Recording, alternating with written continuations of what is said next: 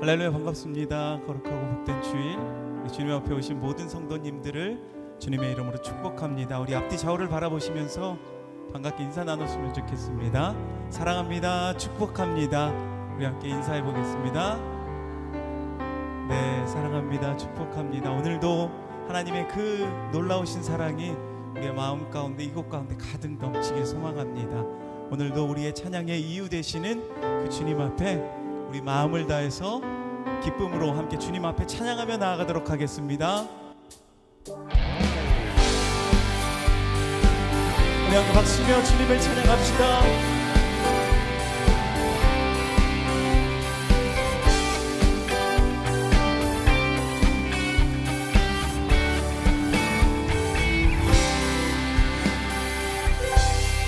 갈 길을 밝히고 계시니 주 앞에 빨리 나갑시다. 우리를 찾는 구주 예수 곧 오라 하시네. 우리 다시 한번 갈 길을 밝히고 계신 주 앞에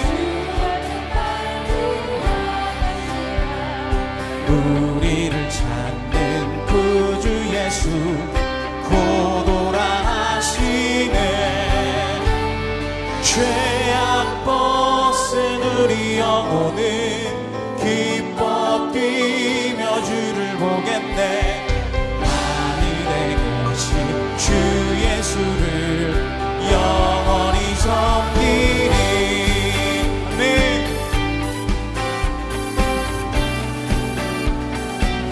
우리를 오라 하시는 말 기쁘게 듣고 순종하세. 구주를 믿기 지체 말고 속속히 나가세. 다시 한번 우리를 오라 기쁘게 듣고 순종하세. 구주를 믿기 지체 말고 속속히 나가세. 죄악 벗은 우리 영혼은 기뻐 뛰며 주를 보겠네. 하늘에 계신 주 예수를 영원히 섬기. 다시 한번 죄악 벗은 우리 영혼은 기뻐 뛰며 주를 보겠네. 하늘에 계신 주 예수를 영원히 섬기리. 주 오늘 여기 계시오니 다 와서 주의 말씀 듣세. 듣기도 하며 생각하니 참 진리시로다. 죄악 벗은 우리 영혼은 기뻐 뛰며 주를 보겠네. 하늘에 계신 주 예수를 영원히 섬기. 한 번 더. 죄악 벗은 우리 영혼은 기뻐 뛰며 주를 보겠네. 하늘에 계신 주 예수를 영원히 섬기리. 아멘. 예수 믿는 것은 다른 증거만 보다. 예수 귀한 예수 믿는 것 주소서. 예수 믿는 것은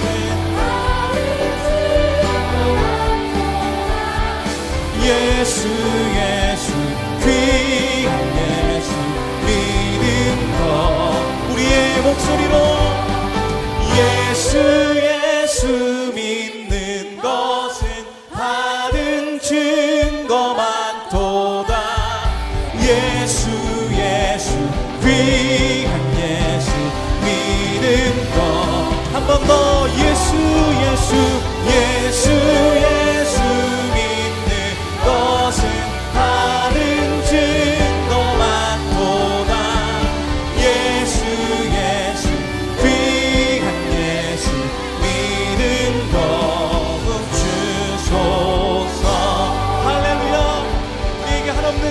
사랑과 믿음 주시는 주님께 우리 감사와 경배의 박수 드립시다.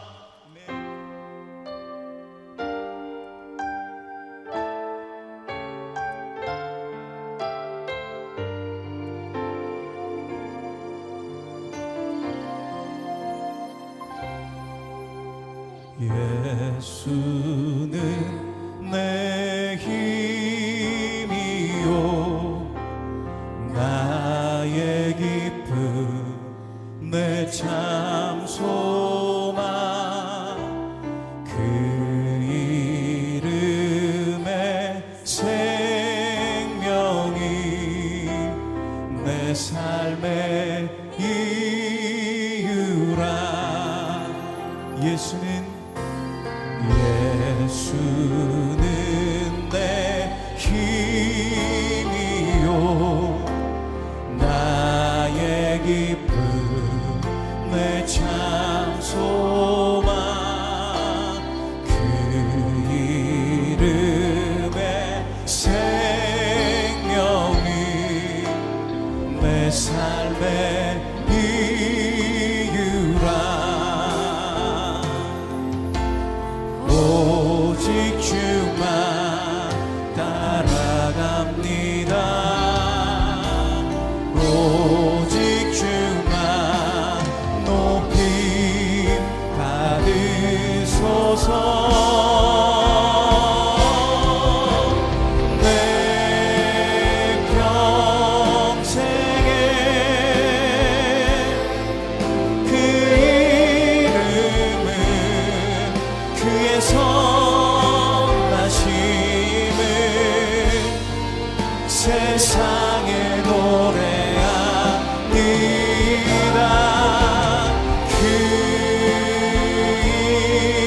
이름에 크신 능력 영원한 생명이 내 삶의 이유라.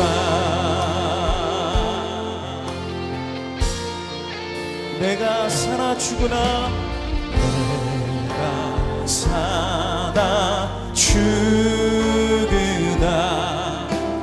그 이름을 위하여 내 모든 것 다 드리니 나를 받으소서. 오직 주만 오직 주만 따라갑니다. 오직 주만 높이 받으소서. 내 평생에 그 이름을 그의 선하심을 세상에 노래합니다. 그 이름에 크신 능력 영원한 생명이 내 삶의 이유라. 우리 다시 한번 두 손 들고 고백합시다. 내 평생에 그 이름은 그의 선하심을 세상에 노래합니다. 그 이름에 크신 능력 영원한 생명이 내 삶의 이유라. 모두 자리에서 일어나셔서 찬양하심으로 주일 예배를 하나님께 드리겠습니다.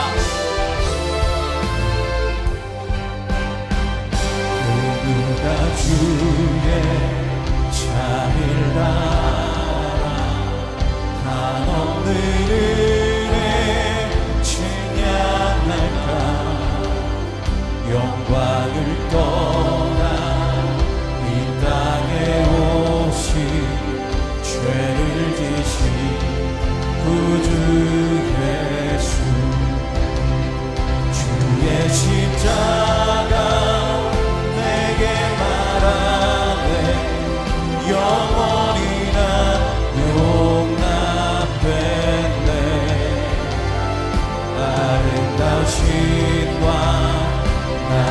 주의 것 그리스도 나의 산소가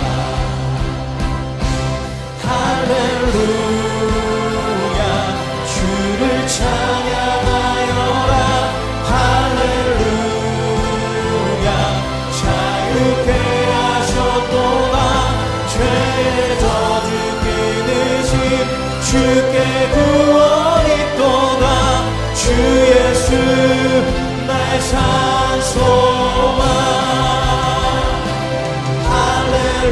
할렐루야 주를 찬양하여라 할렐루야 자유케 하셨도다 죄의 저주 끊으신 주께 구원이 있도다 주 예수 나의 산소만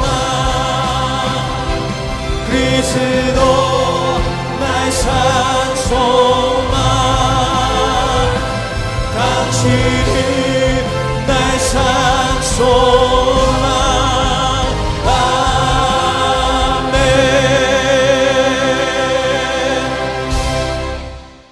너희는 이전 일을 기억하지 말며 옛날 일을 생각하지 말라. 보라 내가 새 일을 행하리니 이제 나타낼 것이라. 너희가 그것을 알지 못하겠느냐. 반드시 내가 광야의 길을 사막의 강들을 내어 내 백성 내가 택한 자에게 마시게 할 것임이라. 이 백성은 내가 나를 위하여 지었나니 나를 찬송하게 하려 함이니라. 하나님은 영이시니 예배하는 자가 영과 진리로 예배할지니라. 아멘. 사랑하는 성도 여러분, 하나님이 기뻐하시는 예배는 상한 마음과 통회하는 심령이라고 하셨습니다. 이 시간 성령께서 깨닫게 하시는 잘못들을 가지고 진실한 마음으로 각자 입을 열어 참회하는 기도를 드리겠습니다.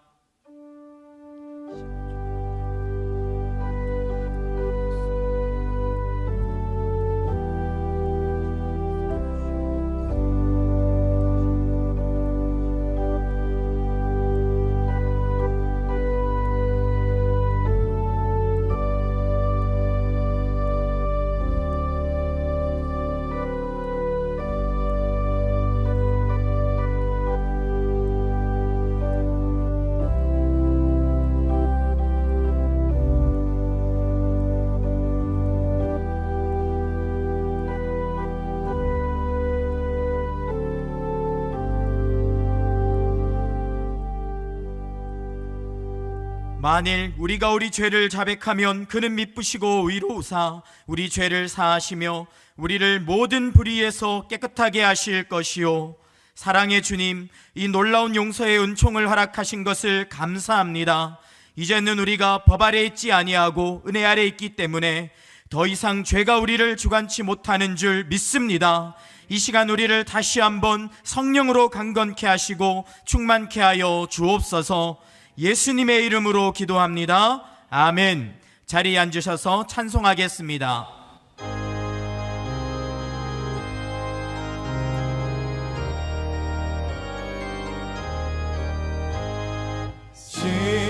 십자가를 내가 지고 주를 따라갑니다. 이제부터 예수로만 나의 몸에 삼겠네. 세상에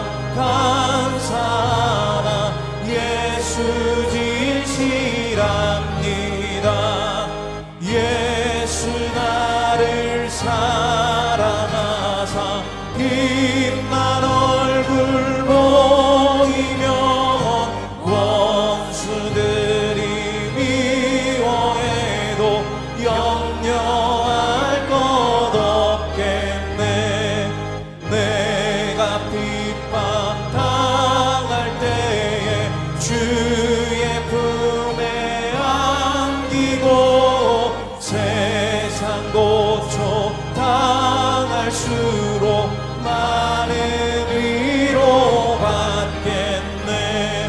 주가 주신 기쁨 외에 기뻐할 것 무엇냐. 주가 나를 사랑하니 기뻐할 것뿐일세.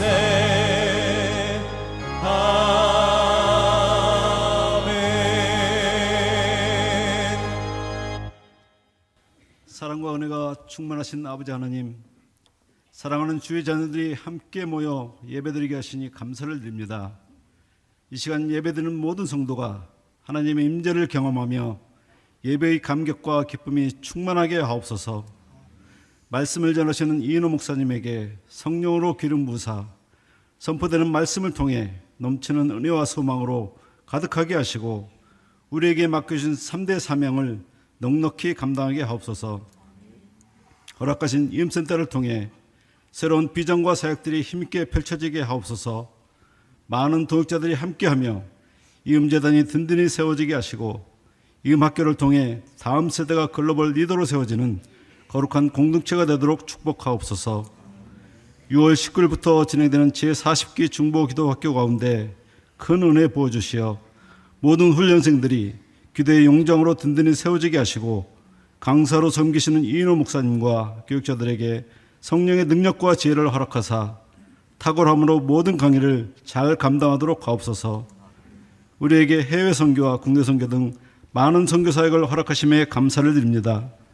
모집 중인 국내 선교에 많은 성도들이 참여하게 하시고 선교 사역을 통해 대원들이 나가는 곳곳마다 풍성한 생명의 열매가 나타나게 하옵소서.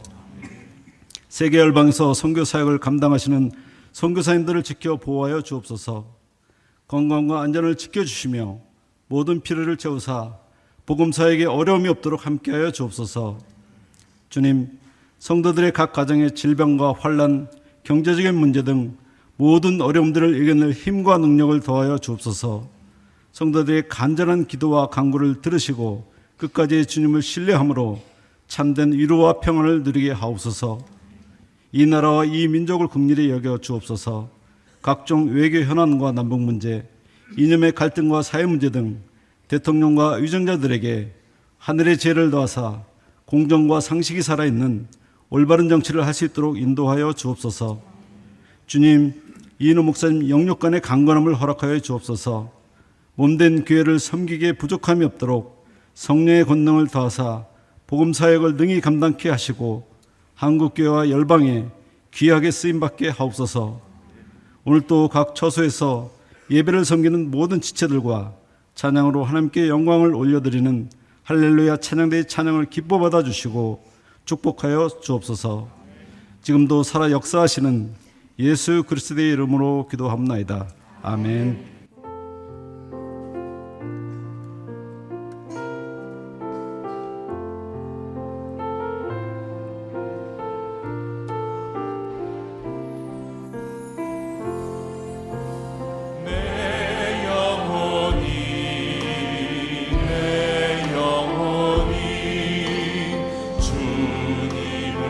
찬양하며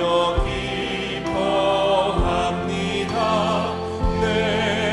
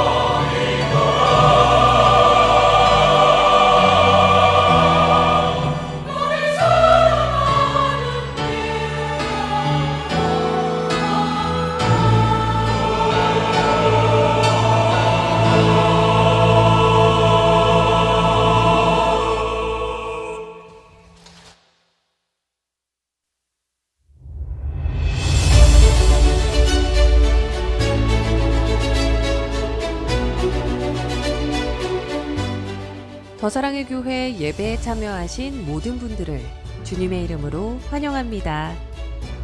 새로 오신 분은 예배가 끝난 직후 3층 새가족실에 오셔서 등록해 주시면 감사하겠습니다. 가등록 후 담당 교역자의 등록 신방을 받으시면 정식 등록교인이 됩니다. 또한 주일학교 미취학 부서는 교회 본당 1층과 지하에서, 유년부에서 고등부까지는 교회에서 100m 떨어진 이음센터에서 진행됩니다. 이음센터 1층에는 성도들이 교제할 수 있는 이음 카페와 소그룹실들이 있고 기독 대안학교인 이음학교와 상담실도 운영하고 있습니다. 홈페이지를 통해 온라인으로도 새가족 등록을 하실 수 있습니다.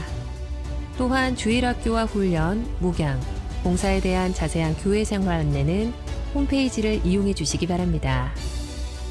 오늘 새가족방 강의는 5과입니다. 2024년 상반기 학습, 세례, 입교, 유아 세례식이 6월 1일 토요일 오후 2시 본당에서 있습니다. 지역사회와 함께하는 더 콘서트가 6월 21일 금요일에 진행됩니다. 참가 신청은 교회 홈페이지 또는 주보, 포스터, 현수막에 있는 QR코드를 통해 신청하실 수 있습니다. 신청서를 작성하신 후 이메일로 경연 영상을 제출해 주셔야 신청이 완료됩니다. 영상으로 1차 심사 후 개별 연락드리 오니 성도님들의 적극적인 참여를 부탁드립니다. 아울러 주변 지인들에게 홍보해 주시고 VIP 초청 등 전도의 기회로 활용하시기 바랍니다. 더사랑 농촌선교가 고창 용교교회와 해남 충신교회, 정선 증산중앙교회, 상주 효자로교회, 문경 현리교회에서 진행됩니다. 각 선교지별로 35명 선착순 모집하며 모집 마감은 6월 2일 주일입니다. 정희엽 성도, 김몽현 집사의 차남 정우영 형제의 결혼식이 금주 주일 판교 W스퀘어 채플홀에서 있습니다. 최은기 집사, 이효진 집사의 장남 최성욱 형제의 결혼식이 금주 토요일 제이니힐에서 있습니다. 이청년부 김홍원 형제와 이은영 집사의 장녀 함승현 자매의 결혼식이 금주 토요일 더 화이트베일 1층 화이트베일 홀에서 있습니다. 임승호 집사, 조향구 권사의 장남 임동화 형제의 결혼식이 금주 토요일 수원 노블레스 웨딩 컨벤션 노블레스 홀에서 있습니다. 이음학교 교사 및 봉사자 모집, 카페 이음 6월의 이벤트, 섬김이 모집, 교우 동정은 주보를 참조해 주시기 바랍니다.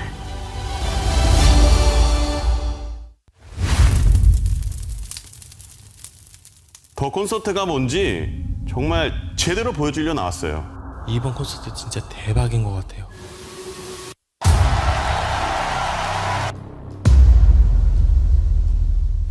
정신 차려, 정신 차려. No! 여러분, 제 안에 있는 폴포츠 그거 꺼낼 겁니다. 1 and 2 and 요 안녕하세요. 저희는 힙합팀 더 파트입니다. 이번 더 콘서트 아주 기대가 됩니다. 모두 많은 응원과 기대 부탁드립니다. 피스. 제2의 조수미의 모습을 보여드리겠습니다. 천상의 목소리 기대해주세요. 선생님 다시 갈게요. 쇼미더 콘서트 첫 출연인데요. 너무 기대돼요. 선생님 좀 더 재밌게 하고. 더 콘서트로 사행시 해볼까요? 알겠습니다. 더 사랑의 교회 콘서트 사랑하는 특별한 진짜 이번 제대로 한번 강력하게 한번. 첫 출연인데요. 무대를 찢어버릴 거예요. 찢어버릴 거예요. 더 콘서트 좋았어. 렛츠 고.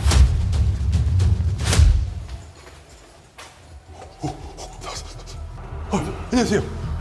심사위원이 누구냐고요? 알려드릴 수 없습니다.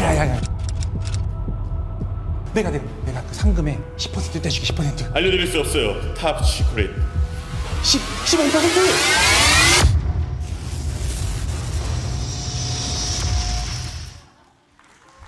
네. 할렐루야. 예배 자리에 나오신 우리 성도님들 너무 환영합니다.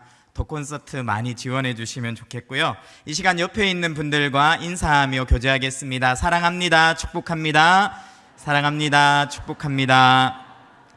주일 예배에 처음 오신 분들을 기쁨으로 환영합니다. 등록을 하시거나 안내를 받기 원하시는 분들은 3층에 있는 새가족 등록실로 오시면 필요한 안내와 도움을 받으실 수 있습니다.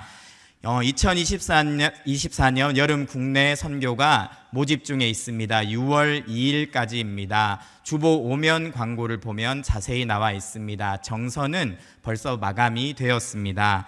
미래준비팀 교사, 또 다문화, 그리고 주차, 안내, 다양한 섬김이 모집이 주보 6면에 안내되어 있습니다. 6면 꼭 한번 살펴봐 주시고 은사를 따라 섬겨주시고요. 또 주보 10번 광고를 보면 그 이음학교 교사, 돌봄 교사와 그 다음에 아카데미 봉사자 모집이 있습니다. 꼭 살펴보시고 많이 지원해 주시면 감사하겠습니다. 오늘 우리에게 주시는 하나님의 말씀은 신약성경 사도행전 5장 17절에서 42절까지의 말씀입니다. 봉독은 17절에서 20절까지만 하겠습니다. 교독하겠습니다. 대제사장들과 그와 함께 있는 사람, 즉 사두개인의 당파가 다 마음에 시기가 가득하여 일어나서 사도들을 잡아다가 옥에 가두었더니 주의 사자가 밤에 옥문을 열고 끌어내어 이르되 이 생명의 말씀을 다 백성에게 말하라 하매. 아멘. 이 시간 이인호 목사님 악기 기도하신 후에 말씀 전해주시겠습니다.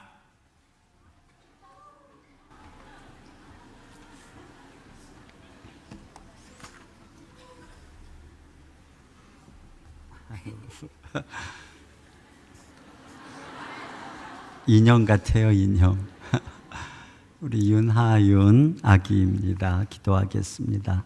하나님 아버지 감사합니다. 귀한 가정에 이 아이를 선물로 주심을 감사합니다. 주님께서 이 아이 머리에 안수하시고 성령으로 기름 부어 주시옵소서. 축복하여 주시옵소서. 기가 자라고 지혜도 자라고 강건케 하시고 하나님과 사람 앞에 사랑스럽고 존귀케 자라게 하옵소서. 세속에 물들지 아니하고 예수님의 형상을 닮아가는 귀한 아이로 하나님께서로부터 주의 은혜로 동행해 주시옵소서. 부모에게 은혜와 믿음을 주시고 가정에 맡겨주신 이 귀한 선물 잘 양육할 수 있도록 은혜와 힘을 더하여 주옵소서. 우리 주 예수님 이름으로 축복하고 기도합니다. 아멘. 우리 박수로 이 아이를 축복합니다.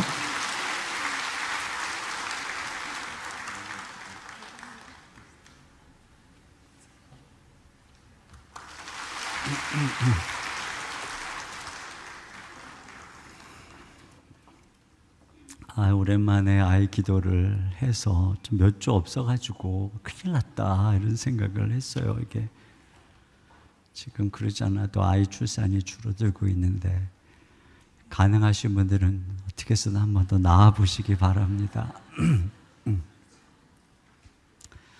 오늘 본문이 좀 길어서 부지런히 설교를 해야 되겠습니다. 긴 내용의 주제는 바로 설교 제목에 담겨 있는 대로 반대의 완고함에 맞서는 신자의 태도입니다. 세상이 점점 완고하고 또 불신앙의 분위기가 많아지는 이때에 우리가 가져야 될 태도 좀 정리했으면 좋겠어요. 첫째로는 시기와 분노가 하나님을 대적한다는 사실을 기억해야 되겠습니다. 자, 17, 18절 같이 봅니다. 시작. 대제사장과 그와 함께 있는 사람, 즉 사두개인의 당파가 다 마음에 시기가 가득하여 일어나서 사도들을 잡아다가 옥에 가두었더니 다시 그들이 핍박을 하는데 그 이유가 뭐냐면 다 마음에 시기가 가득했다라고 되어 있습니다. 여기에 있는 시기는 질투라고도 번역할 수 있는데 자기가 갖지 못한 어떤 특별한 재능, 업적, 재산을 다른 누군가가 가질 때 일어나는 부러움, 불안, 분노 뭐 이런 감정을 말하죠. 초대교회는 7가지 대죄 안에 이 시기를 넣었어요. 그리고 나중에는 그 순서를 정리할 때 시기라고 하는 죄를 2번째에 위치시킬 만큼 아주 중대한 죄악으로 여겼습니다. 지난주에 우리가 보았던 아나니아와 삽비라 사건의 배경이 어디에 있었는지 기억하시죠? 초대교회가 유무상통하고 바나바가 땅을 팔아서 헌신을 했습니다. 그러니까 아마도 바나바가 칭송받음에 대한 시기로 인해서 그들의 마음에 사단이 가득하게 된 것이 아닌가 추측할 수 있는데, 그래서 결국은 그들이 하나님을 속이고 시험한 것이죠. 그런데 오늘 대제사장과 사두개 당파 마음에 시기가 가득하게 된 배경도 같은 구조입니다. 이 앞에 배경이 되는 사건이 나오는데 우리가 같이 좀 보면서 시기를 일으킬 대목이 어딘가 하고 한번 좀 찾아봤으면 좋겠습니다. 12절부터 16절까지 같이 읽겠습니다. 시작. 사도들의 손을 통하여 민간의 표적과 기사가 많이 일어나매 믿는 사람이 다 마음을 같이하여 솔로몬 행각에 모이고, 그 나머지는 감히 그들과 상종하는 사람이 없으나 백성이 칭송하더라. 믿고 주께로 나아오는 자가 더 많으니 남녀의 큰 무리더라. 심지어 병든 사람을 메고 거리에 나가 침대와 요 위에 누이고, 베드로가 지날 때에 혹 그의 그림자라도 누구에게 덮일까 바라고, 예루살렘 부근에 수많은 사람들도 모여 병든 사람과 더러운 귀신에게 괴로움 받는 사람을 데리고 와서 다 나음을 얻으니라. 네, 사도들을 통해서 표적과 기사가 나타나고 그 결과 백성들이 칭송하기 시작했고 많은 사람들이 모이기 시작했습니다. 이것이 이제 시기의 이유입니다. 그리고 마귀는 결국은 아나니아도 그렇고 이들도 그렇고 시기 질투를 통해서 교회 내적으로 또 교회 외적으로 공격을 하고 있는 것을 볼 수 있습니다. 시기한다라고 하는 감정은 그것이 어떤 이단적이거나 틀린 것에 대한 것이 아니죠. 올바른 것에 대해서 나보다 앞서거나 칭송할 때 나타나는 감정입니다. 신천지나 어떤 이단이 번성할 때는 시기하는 마음이 아니라 위험하게 생각합니다. 그러나 뭐 옆에 교회가 갑자기 뭐 더 부흥한다 그러면 마음속에 시기하는 마음이 들 수 있겠죠. 지금 이 대제사장과 사두개 당파들은 사도들을 통해서 하나님의 능력이 말로만이 아니라 실제 삶 속에서 나타나는 것을 보고 있어요. 그러니까 그들로 인해서 자신들은 껍데기만 경건한 위선자임이 오히려 드러나고 있는 것입니다. 그리고 많은 사람들이 그들을 추종하면서 그 마음속에 시기가 일어나게 된 것입니다. 제가 요즘에 수도원의 역사라고 하는 책을 틈틈이 읽고 있는데, 이 가톨릭이 국교화되면서 교회가 타락을 하자 이제 사람들이 사막으로 광야로 나아가서 거기서 수도원 운동을 펼치게 됩니다. 수도원 운동이 일어나게 됩니다. 그들이 모든 것을 버리고 하나님만 바라보면서 그렇게 생활하는 것이 영향을 미치면서 많은 성도들이 사막으로 나아가고 그들을 칭송합니다. 그리고 상대적으로 가톨릭의 사제들의 타락상이 드러나자 그들이 시기에서 이 수도원 운동을 억압하고 또 핍박합니다. 그런데 이 수도원 운동으로 인해서 여성 수녀원이 생기게 되는데요. 그러다 보니 여성들은 또 하나님이 주시는 특별한 영적 감수성이 있습니다. 그들을 통해서 성령의 특별한 체험과 또 신비주의 운동이 또 일어나게 됩니다. 그리고 그들을 통해서 또 많은 영향을 미치게 되니까 이번에는 남자 수도사들이 그것을 시기해서 아예 이제 여성으로서 수녀가 되는 사람들은 그 수도원 밖으로 나갈 수 없도록 이 봉쇄 수도원을 만듭니다. 근데 이런 여러 가지 내용을 보면서 이 시기라고 하는 것이 얼마나 뿌리 깊은 죄악인가, 그리고 마귀가 정말 전방위로 사용하는 도구인가 하는 것을 보게 됩니다. 그리고 이러한 시기심이 하나님을 위한다는 명분과 합하면 하나님을 향한 열심이라고 하면서 정작 교회를 핍박하고 하나님의 일을 방해합니다. 그것이 바울이 거듭나기 전의 모습이죠. 그래서 이 시기심으로 행하는 그들의 행동의 결정적인 문제는 그것으로 인해서 하나님을 대적한다는 것입니다. 이 사건의 결론 부에서 가말리엘이 일어나서 한 권면은 사실상 그들에 대한 경고이고 판단입니다. 39절을 같이 보겠습니다. 시작. 만일 하나님께로부터 났으면 너희가 그들을 무너뜨릴 수 없겠고 도리어 하나님을 대적하는 자가 될까 하노라 하니. 그렇습니다. 하나님을 대적하게 될 수 있다는 것이죠. 아마데우스라고 하는 희곡에는 황제의 궁중 악장인 살리에르가 모차르트를 질투하는 내용이죠. 어느 날 모차르트가 비엔나에 등장하고 살리에르가 그의 천재적인 능력을 발견한 그날 살리에르는 그냥 기절을 해버립니다. 그리고 정신을 차리고 누워서 그가 이렇게 이야기를 합니다. 이 시간부터, 그러니까 하나님께 분노하면서 이 시간부터 당신과 나는 서로 적이 올시다. 나는 당신으로부터 그것을 받아들이지 않을 것입니다. 여러분, 이것이 바로 우리 속에 있는 분노이기도 하고 하나님을 향한 불평이기도 한 것이죠. 그리고 결국은 이 시기심으로 하나님을 대적하는 것입니다. 그러므로 우리가 누군가를 시기하거나 질투할 때 우리는 그것으로 인해서 하나님을 혹여나 대적하지는 않을까, 그러한 내 안의 죄를 살펴봐야 합니다.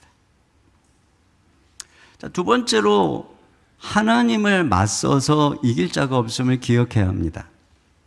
결국은 이 시기심으로 그들이 사도들을 옥에 가두죠. 그리고 그들을 협박하는데 하나님이 도우시는 내용을 볼 수 있어요. 그들은 지금 결국은 하나님을 대적해서 싸우고 있습니다. 먼저는 하나님이 천사를 보내서 옥문을 열어주시는 사건이 나옵니다. 자, 19절부터 21절 상반절까지 시작. 주의 사자가 밤에 옥문을 열고 끌어내어 이르되 가서 성전에 서서 이 생명의 말씀을 다 백성에게 말하라 하매 그들이 듣고 새벽에 성전에 들어가서 가르치더니. 네, 그 주의 사자가 천사죠. 밤에 옥문을 열고 그들을 끌어냈습니다. 근데 나중에 보면 다 옥문이 닫혀 있는데 사람들도 다 지키고 있는데 이런 일이 일어난 것이에요. 그러니까 천사가 밤에 몰래 아마도 그 파수꾼들을 다 잠들게 했든지 어땠든지 몰래 옥문을 열고 사도들을, 그러니까 한두 명도 아니에요. 여기는 지금 베드로와 요한뿐이 아니라 많은 사도들입니다. 그들을 다 모르게 데리고 나갔어요.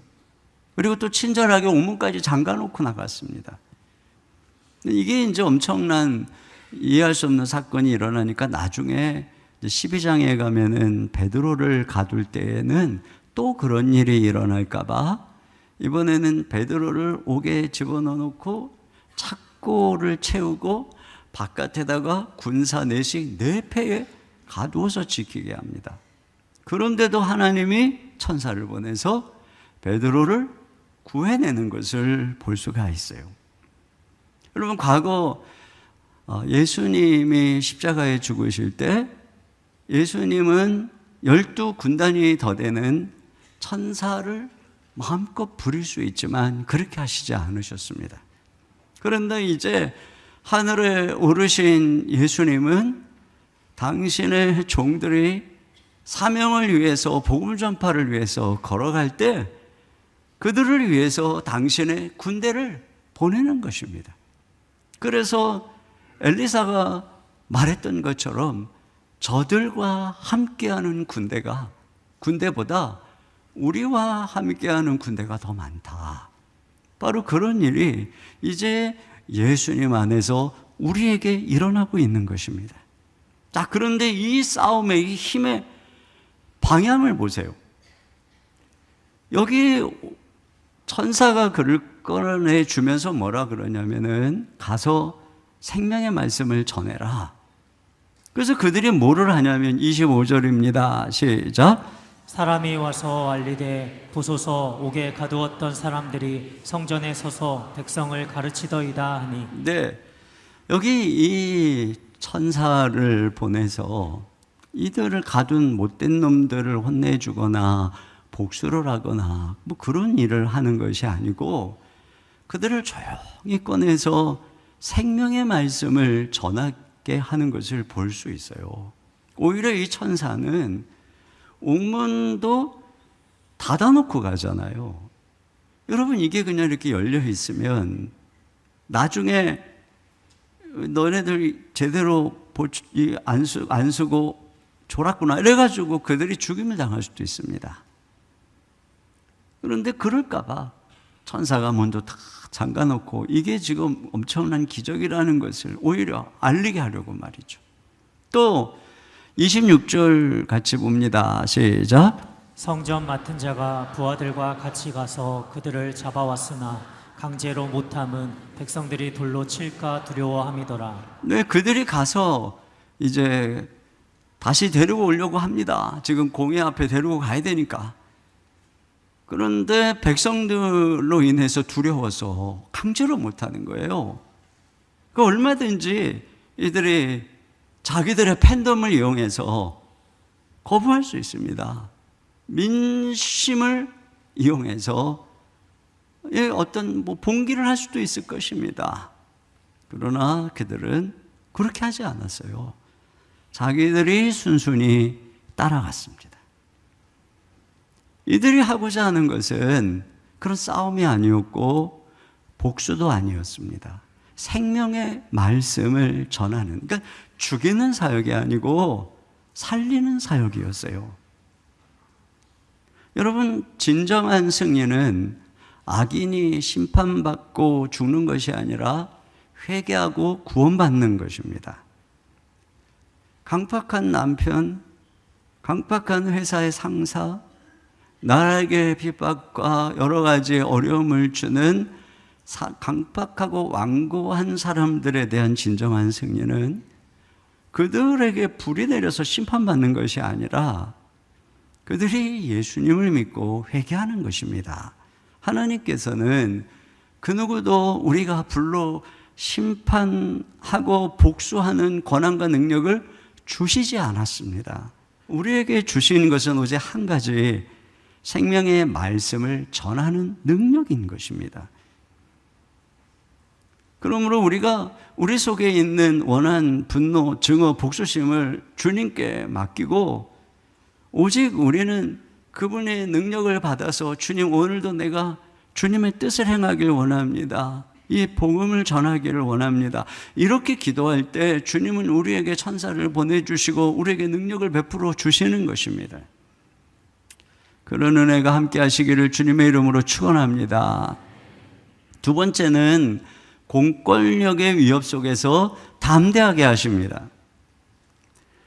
자, 이렇게 그들을 잡아다가 이제 사내들인 공회 앞에 세우고 심문을 하죠. 자, 27절, 28절입니다. 시작. 그들을 끌어다가 공회 앞에 세우니 대제사장이 물어 이르되 우리가 이 이름으로 사람을 가르치지 말라고 언금하였으되 너희가 너희 가르침을 예루살렘에 가득하게 하니 이 사람의 피를 우리에게로 돌리고자 함이로다. 네.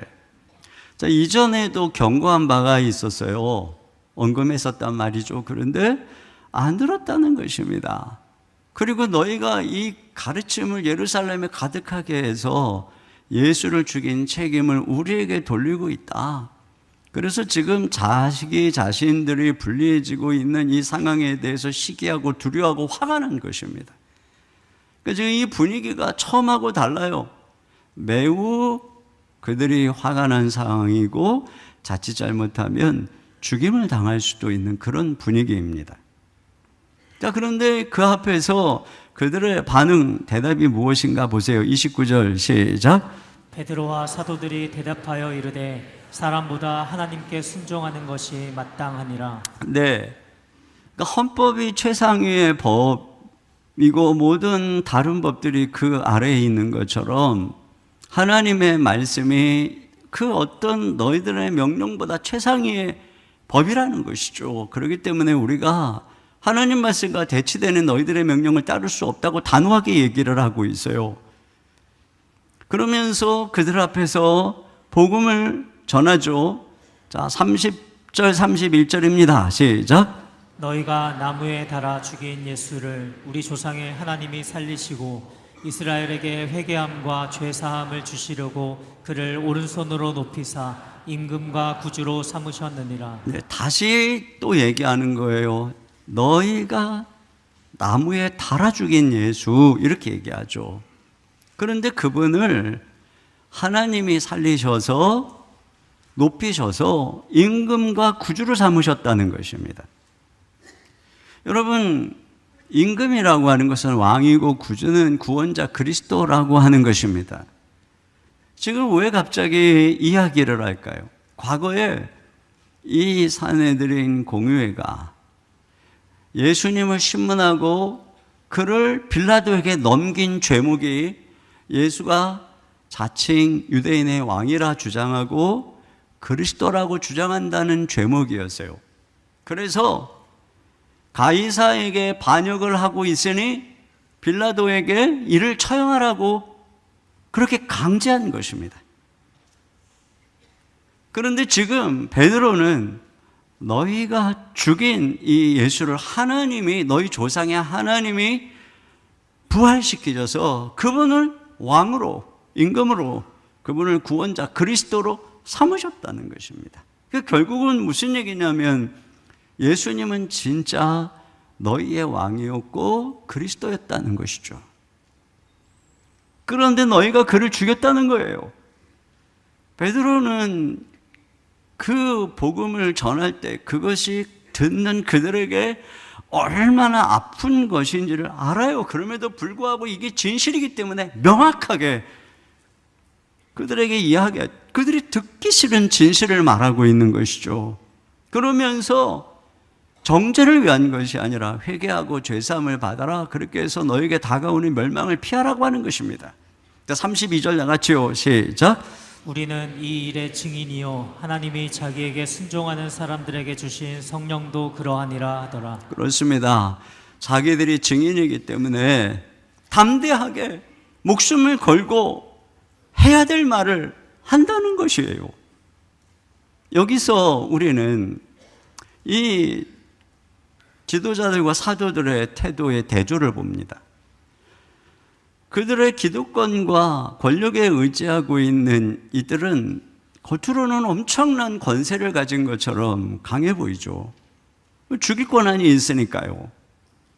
그런데 내적으로는 시기하고 백성들을 두려워하고, 그래서 자신들의 권력으로 사도들의 입을 막으려고 위협하고 협박하고 있는 것입니다. 반면에 잡혀온 사도들은 겉으로 보면 너무나도 약해 보이는데 권력 앞에서 조금도 두려워하지 않고 있어요. 너희들이 기껏 할 수 있는 것은 우리의 육체를 죽일 뿐이다. 그러나 우리는 우리의 영혼까지 지옥에 멸하시는 하나님을 두려워한다는 태도로 서 있는 것입니다.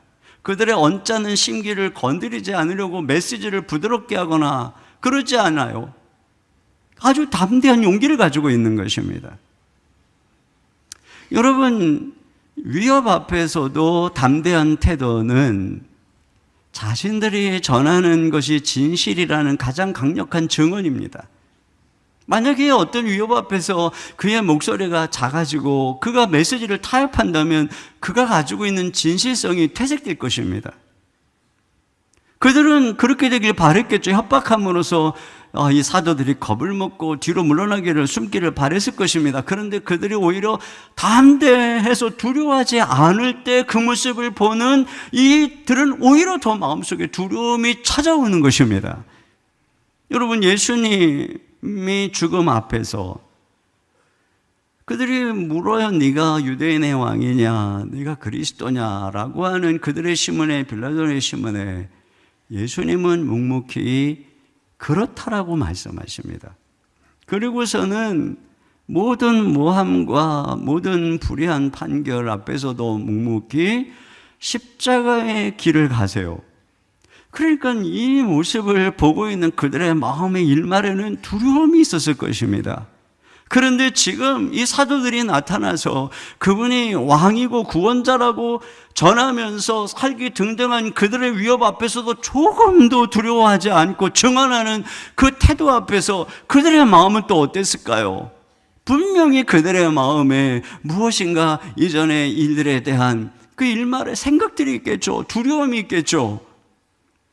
이 두려움이 오히려 그들로 하여금 격분하게 만드는 것이고 그들을 죽이려고 하는 거죠. 이것이 바로 그들의 내면의 의심, 시기, 두려움의 반증을 해주고 있는 것입니다. 바울이 빌립보서에서 대적하는 자들 때문에 두려워하지 않는 것이 그들에게는 멸망의 증거고 우리에게는 구원의 증거다, 이런 얘기를 했어요. 빌립보서 1장 28절입니다. 시작. 무슨 일에든지 대적하는 자들 때문에 두려워하지 아니하는 이 일을 듣고자 함이라. 이것이 그들에게는 멸망의 증거요 너희에게는 구원의 증거니 이는 하나님께로부터 난 것이라. 네, 여러분, 초대 교회가 이 로마의 대박해 때 예수 믿는다는 이유로 원형 경기장에 사자의 밥으로 던져지기도 하고 화형을 당하기도 하고 그럴 때 그렇게 두려움 속에 던져 넣으면 그들이 벌벌 떨고 살려달라고 애원을 하고 예수를 부인하고 그럴 줄 알았습니다. 그런데 그들은 하나도 두려워하지 않고 오히려 하나님을 찬송하면서 순순히 그 순교의 길을 갔어요.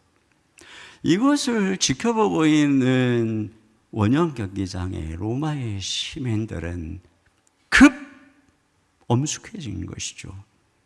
그들의 그 모습을 보면서 자기들이 열광하는 짓에 대한 끔찍한 죄책감과 심판의 두려움이 다가온 것입니다. 혹자는 네로가 그리스도인들의 이러한 모습을 보면서 충격을 받아서 기절을 하고 정신병이 걸려서 나중에 죽게 되었다, 이렇게 말하는 분도 있습니다. 자, 그런데 이러한 담대함이 빌립보서 1장 28절에 하나님께로부터 온 것이다, 이렇게 말하고 있어요. 그러니까 그렇죠. 이게 지금 그들의 인간적인 기질에서 온 것이 아니잖아요. 지금 제자들이 얼마나 소심하고 겁이 많은지 우리는 이미 알고 있지 않습니까? 그런데 그들이 바로 지금 우리가 전에 본 말씀처럼 하나님 앞에 담대하게 복음을 전하게 해달라고 기도할 때 땅이 진동하며 성령의 권능이 그들에게 함께 임했을 때 이와 같이 하나님은 그들에게 이 담대함을 주신 거예요. 용기를 주신 것이고 그들이 이 지금 죽음의 두려움에 맞서고 있는 것입니다. 그리고 어떤 면에서 보면 하나님이 천사를 보내서 그들을 옥에서 꺼내주는 것보다 더 큰 기적이 이 지금 살기 등등한 두려움 앞에서 하나님이 그들에게 능력의 마음, 이 담대한 용기를 주셔서 당당하게 두려움을 떨치고 이렇게 복음을 전하는 바로 이 모습이라고 할 수 있을 것입니다. 하나님께서는 바로 이것입니다. 대적이 완고해질수록 세상이 신자들을 이 복음을 비웃고 성경을 조롱할수록 우리에게 이 시대에 맞서는 담대함이 필요하다는 것입니다. 여러분, 하나님이 완고한 이스라엘에게 에스겔을 보낼 때 그의 이마와 그의 얼굴을 굳게 하고 금강석같이 했다고 말하고 있어요. 에스겔서 3장 8절을 다 같이 보겠습니다. 시작. 보라, 내가 그들의 얼굴을 마주보도록 내 얼굴을 굳게 하였고 그들의 이마를 마주보도록 내 이마를 굳게 하였으되 내 이마를 화석보다 굳은 금강석 같이 하였으니 그들이 비록 반역하는 족속이라도 두려워하지 말며 그들의 얼굴을 무서워하지 말라 하시니라. 네, 예레미야를 보낼 때에도 그를 쇠기둥과 놋 성벽같이 해주셨다고 말씀하고 있습니다. 한 번은 제가 아는 어느 목사님이 부부가 교회를 개척하기 위해서 이제 장소를 물색하느라고 어느 부동산에 들어갔어요. 들어가니까 앉아있던 분이 걸어 나오면서 아주 반갑게 맞아줍니다. 그런데 이제 이 목사님이 자기는 목사라고 소개를 하니까 갑자기 얼굴이 굳어지면서 아, 목사님이시군요. 교회를 개척할 장소를 구하시는군요. 참, 교회는 공회입니다. 이렇게 얘기를 하더래요. 그러더니 다시 돌아가서 앉더라는 것입니다. 그러니까 목사님이 갑자기 급 부끄러워진 것입니다. 그런데 옆에 있던 사모님이 갑자기 얼굴을 금강석같이 하더니 아저씨, 교회가 공회라니요. 그러면 아저씨는 노래방이나 술집이나 게임방이나 뭐 이런저런 이상한 것들은 괜찮고 그런 분들은 올 때 아저씨 그렇게 거부하세요?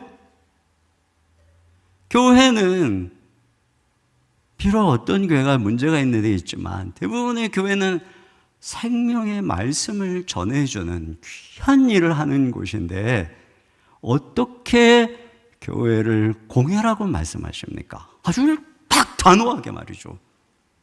그러면서 아저씨 회개하시고 예수 믿으세요. 그 아저씨가 딱 그냥 뭐 근데 그걸 지켜보고 있는 목사님이 나중에 해준 얘기가 제가 회개했다는 거예요. 자기는 그 말을 듣고 주눅이 들어서 부끄러워했는데 사모가 얼굴을 그렇게 딱 금강석같이 하고 말이죠. 네? 여러분 이것이 바로 우리들이 가지고 있는 메시지가 진실이라는 증거인 것입니다. 지금 우리에게는 이것이 필요한 때예요. 자, 세 번째는 죽음의 위협에서 뜻밖의 손길을 예비하여 구원하신다는 것입니다. 여러분 여기 자 33절 같이 봅니다. 시작. 그들이 듣고 크게 노하여 사도들을 없이하고자 할세. 그들이 분노해서 지금 이 공회의 판결이 죽이자는 쪽으로 가고 있는 것입니다.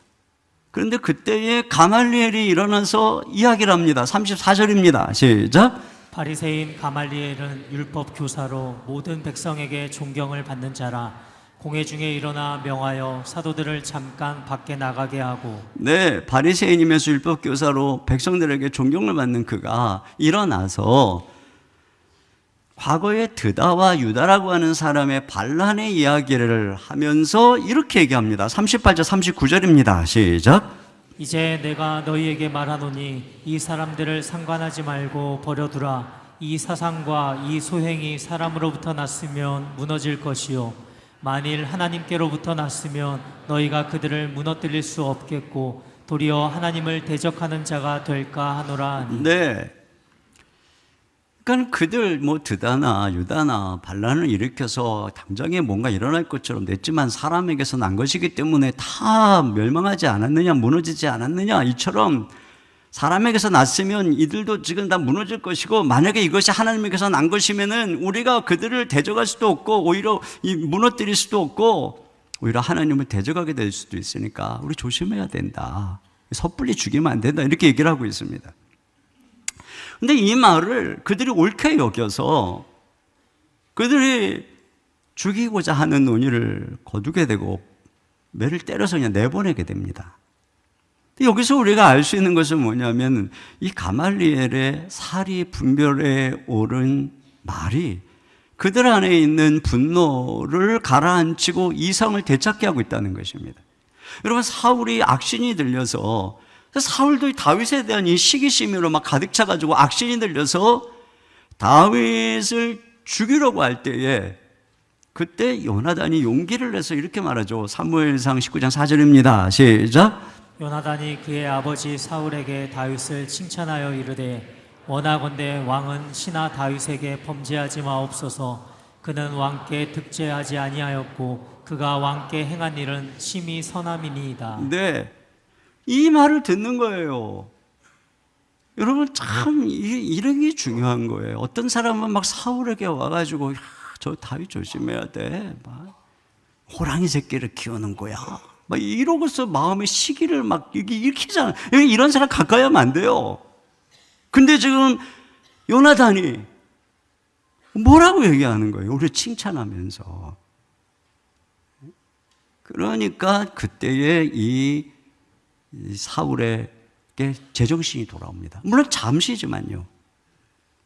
여러분 이것이 바로 선한 판단, 선한 교훈의 힘인 것입니다.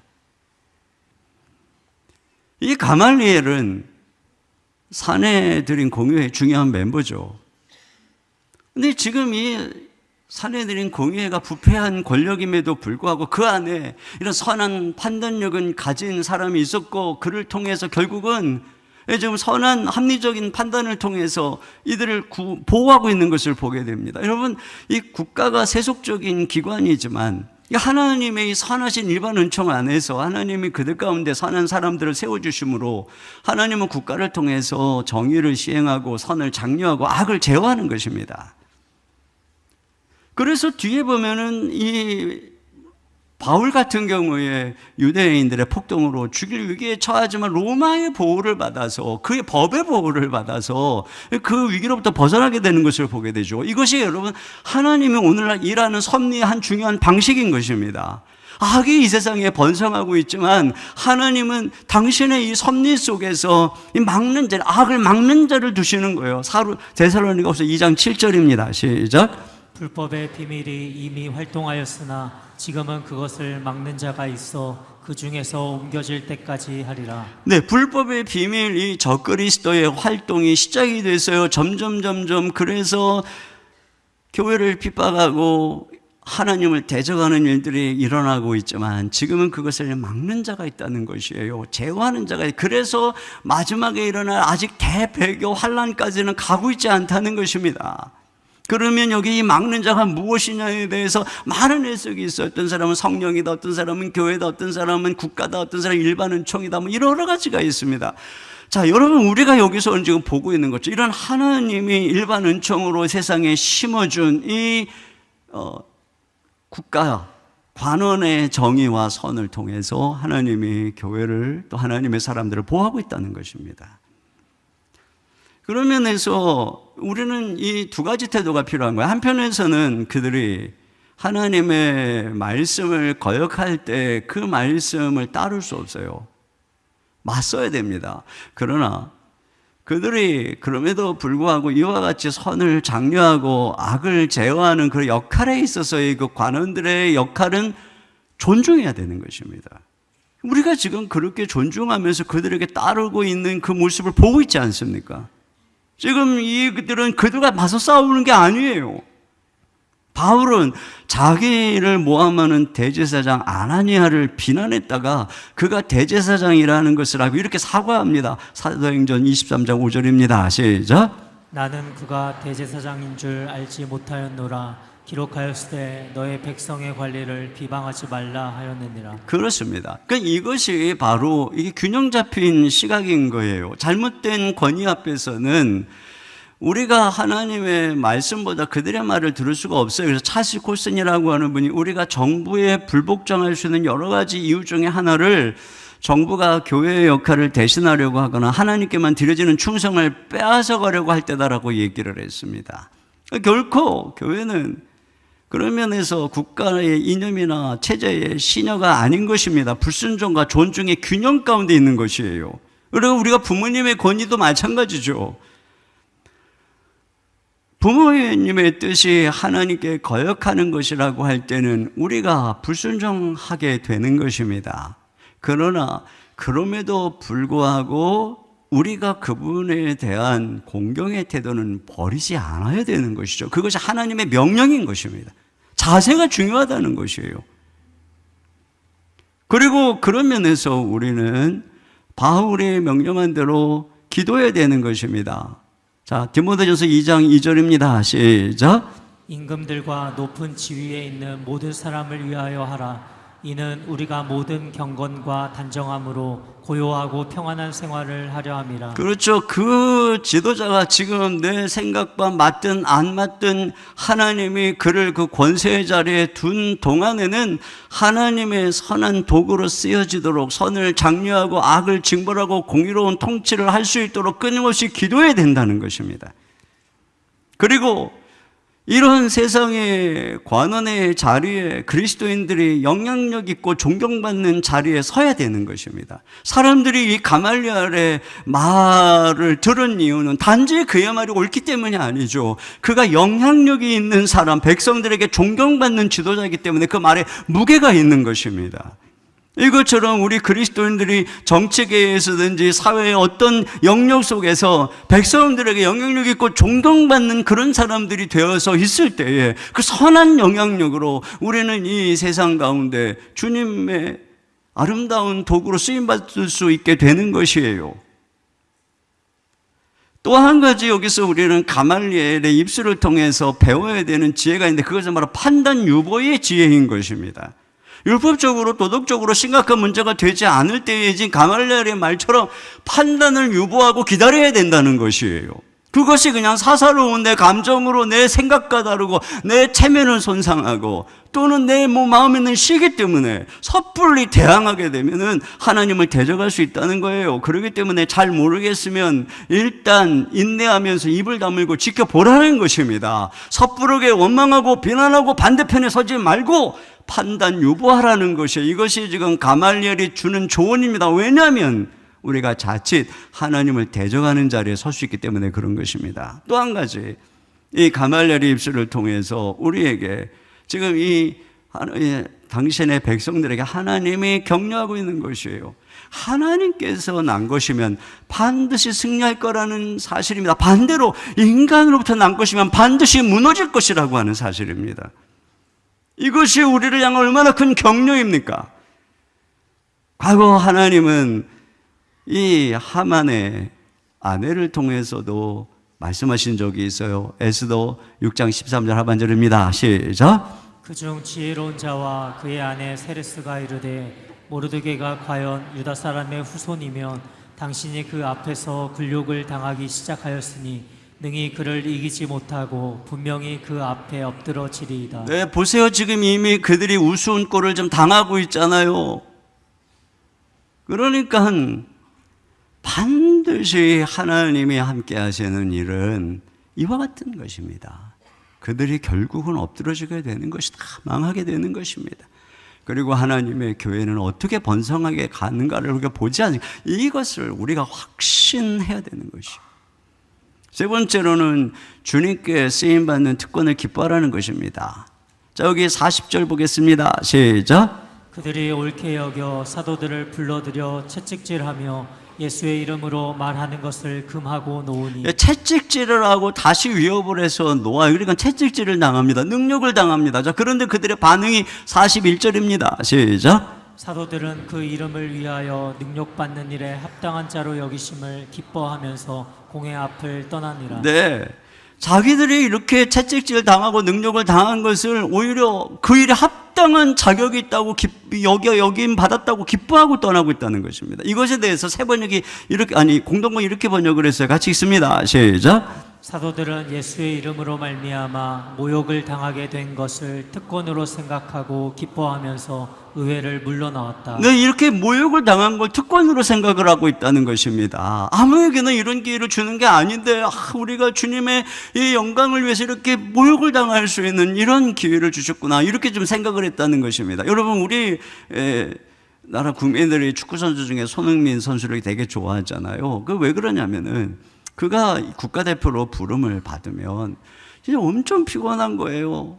뭐 비행기 타고 와야죠. 또 뭐 중동에 가야죠. 뭐 또 계속 뛰어야죠.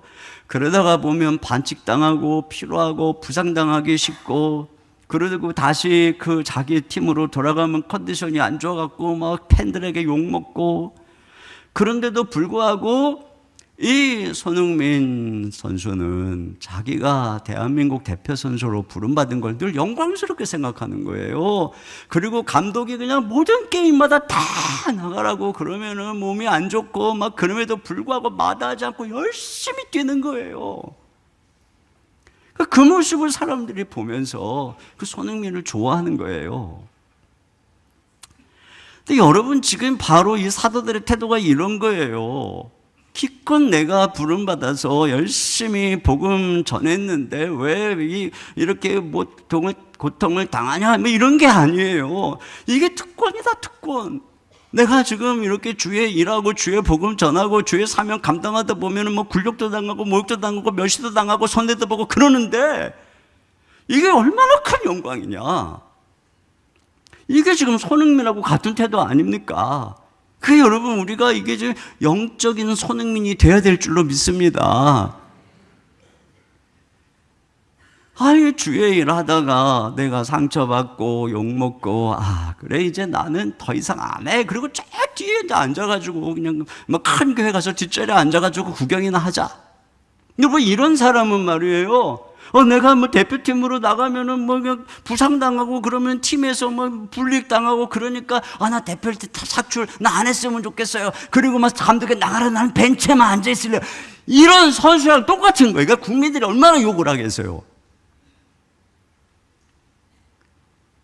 여러분, 우리가 지금 그런 사람이 되면 되겠습니까?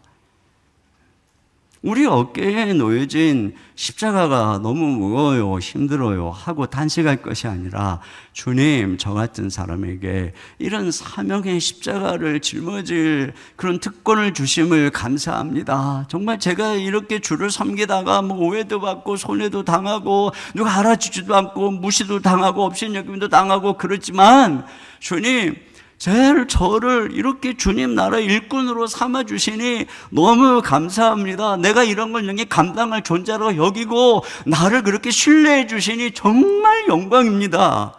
이거죠. 우리가 죄를 짓다가 모욕을 당하면 정말 부끄럽고 수치스럽겠죠. 근데 우리가 주의 선한 일을 하다가 욕을 먹고 손해를 보면 마음에 기쁨이 있어요. 방탕하게 살다가 몸이 아프면 후회가 되겠죠. 그러나 우리 주님께 충성하다가 몸이 아프면 겉사람은 후패하나 속은 날로 새로워지는 것입니다. 내 야망과 욕심으로 고집부리다가 실패하고 욕을 먹으면 부끄럽습니다. 그런데 주의 일을 하다가 짐지다가 비난을 당할 때에는 예수님이 옆에 와 계세요. 그리고 우리를 붙잡아 주십니다. 네가 나를 위해서 십자가를 지고 나를 잘 따라오고 있구나.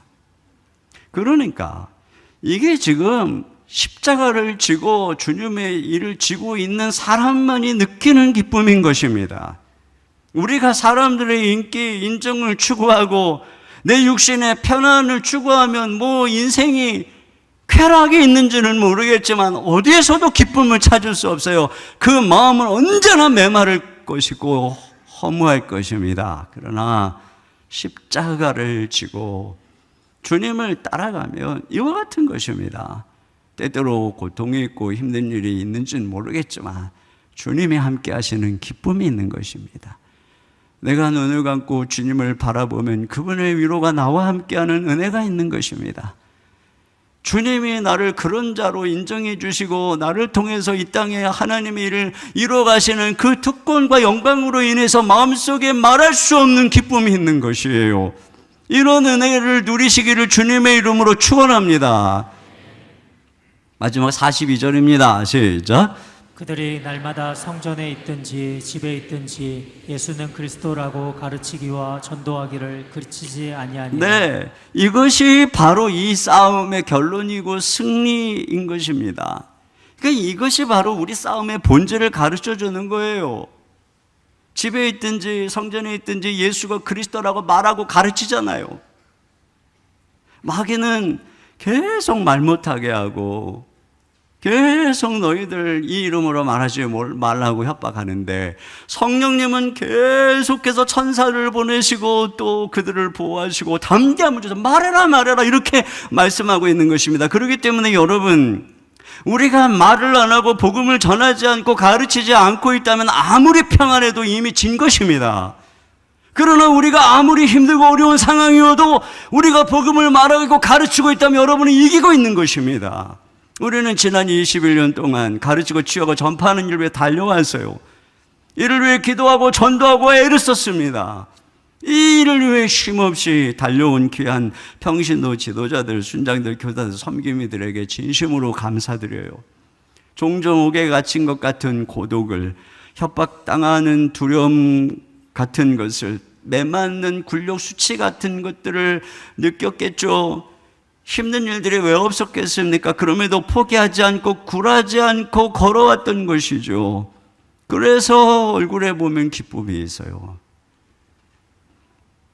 그리고 그들을 통해 수많은 다음 세대들에게, 믿지 않는 비신자들에게, 어린 성도들에게 예수가 그리스도라고 전하고 예수가 그리스도라고 가르치는 것입니다. 여러분, 이 일을 통해 여기까지 달려왔고 우리는 앞으로도 계속 달려가야 되는 것이, 이것이 우리의 싸움의 본질이고 이것이 우리가 이기는 것입니다.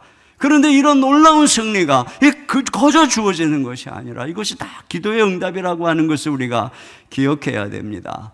그들이 하나님께 능력을 달라고, 이 상황을 돌파할 능력을 달라고 기도할 때 성령께서 그들에게 권능으로 임하시고 땅이 진동하면서 충만하게 되었을 때 그들은 이러한 능력을 경험한 것이죠. 우리가 기도해야 되는 것입니다. 세상이 악할수록, 세상이 완고할수록, 우리가 그리스도인으로 살아가는 것들이 힘들면 힘들수록 우리는 담대해야 됩니다.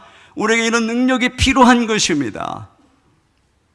그 권능과 능력이 충만한 교회 될 수 있기를 주님의 이름으로 축원합니다. 우리가 이를 위해서 날마다 기도해서 이 한계를 뛰어넘기를 주님의 이름으로 축원합니다. 우리 이 시간에 같이 함께 찬양 드리겠습니다. 내 마음에 주를 향한 사랑이 나의 말엔 주가 주신 진리로 나의 눈에 주의 눈물 채워주소서.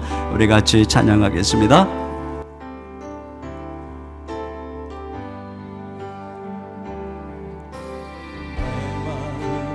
주를 향한 사랑이 나의 마음에 주가 주신 진리로 나의 눈에 주의 눈물 채워주소서.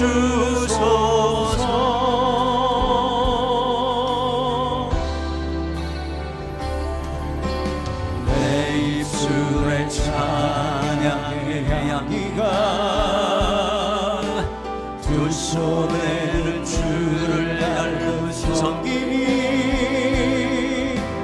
나의 삶의 주의 은정 남게 하소서.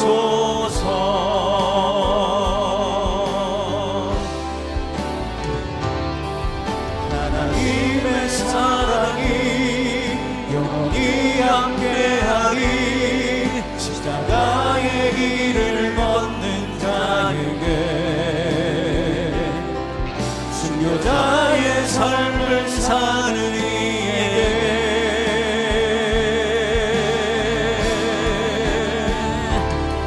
추억하는 소리와 세상 유혹 속에도 주의 순결한 신부가 되리라. 내 생명 주님께 드리니. 하나님의 사랑이 영원히 함께하리. 하나님의 사랑이 영원히 함께하리. 십자가의 길을 걷는 자에게, 순교자의 삶을 사는 이에게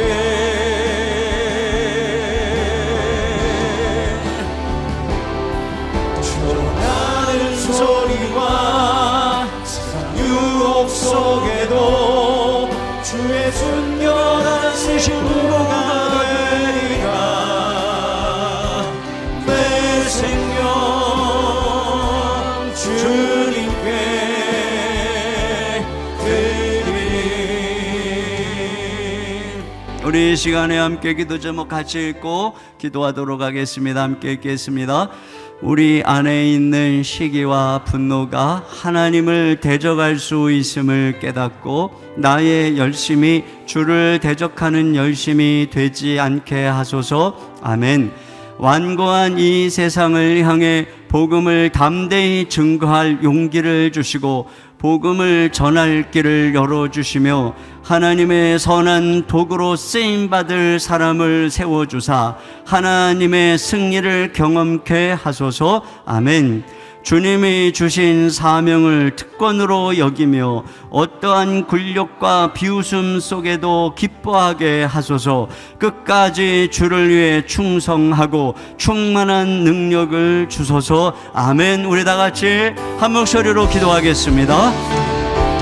하나님 아버지, 이 시간 주님께 간구합니다. 주님, 우리 안에 있는 잘못된 마음이 있습니까? 시기의 마음이 있습니까? 주여, 이것이 하나님을 대적할 수 있음을 깨닫게 하시고 우리 안에 있는 모든 죄된 마음, 시기의 마음을 제거하여 주시옵소서. 주님, 우리의 군대장관이 되신 주님, 하나님이 우리 가는 길에 함께 하시며 우리와 함께하는 우리가 오늘의 군대보다 더 많음을 믿습니다. 주여, 이 완고한 세상을 만날 때 주님, 우리에게 담대함을 허락하여 주시옵소서. 우리의 얼굴에 금강석같이 굳게 하시고 강하고 담대하게 하소서. 주님, 완고한 자들을 바라보며 주여 담대하게 주의 복음 전할 수 있도록 인도하여 주옵소서. 주님, 믿는 가운데 하나님의 이 나라의 저들의 악을 심벌하며 선한 자를 부당하며 정의와 공의로 통치할 수 있도록 인도하여 주시기를 원합니다. 우리 아버지 하나님, 저희들의 마음속에 쓰임받는 기쁨이 무엇인지 알게 하시고 아버지 하나님의 기쁨으로 믿음으로 걸어가는 저희들을 되고 아버지 하나님 함께하여 주시기를 간절히 원하오니 주님, 우리를 여겨주시고 함께하여 주시옵소서.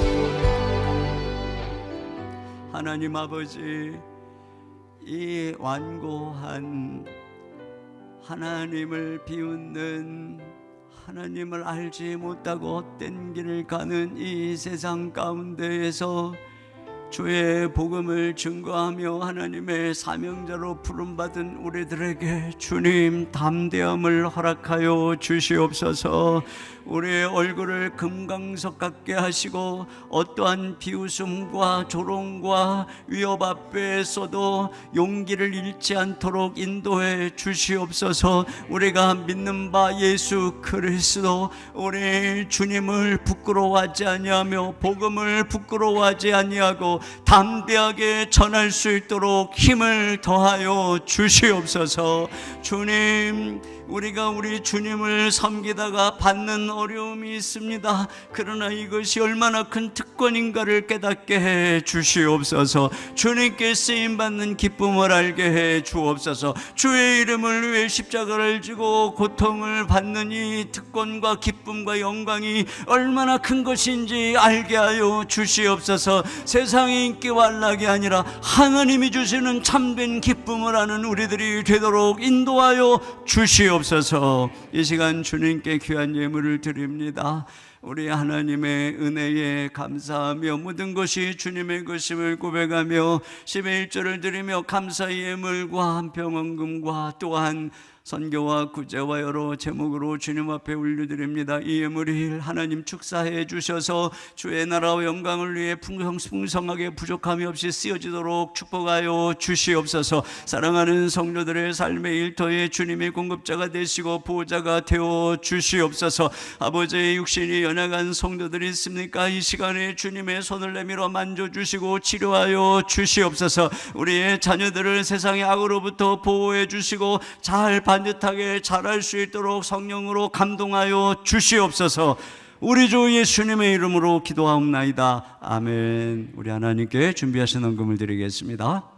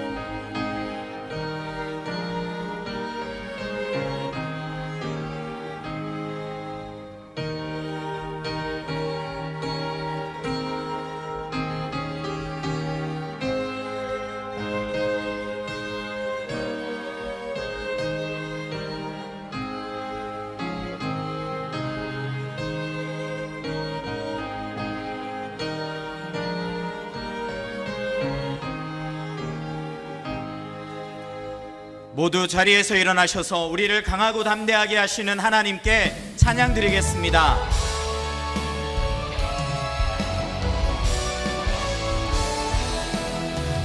모든 민족과 마음들 가운데 수많은 주 백성 모였네. 주의 보혈과 그 사랑으로 진 백성 삼으셨네.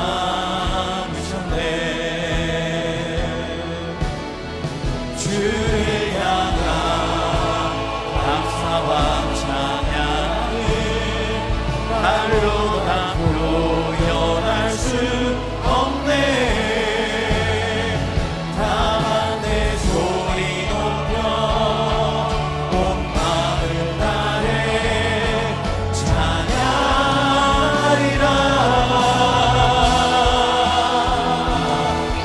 할렐루야 할렐루야 할렐루야 어린 양 할렐루야 할렐루야 주의 보혈 덮은 삶 모든 족속 모든 방언 모든 백성 열방이 모든 영광 모든 존귀 모든 찬양 주께 드리네. 모든 찬양 주께 드리네.